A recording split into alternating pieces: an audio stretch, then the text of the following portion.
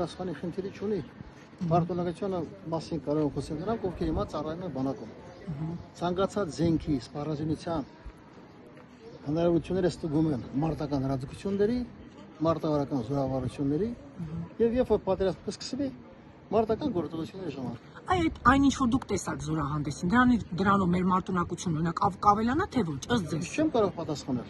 Քանի որ միայն մեկական տեխնիկա տեսնելով եզրականությունը չի կարելի։ Իսկ ձեզ համար անակնկալ կար պարմական, ինչ որ անակնկալ զենք, որ իսկապես նայեցիք զորահանդեսի եւ անակնկալի եկան։ Անակնկալ զենք չեմ կարող ասել, կար թե չկար։ Շատ լավ է որ կա։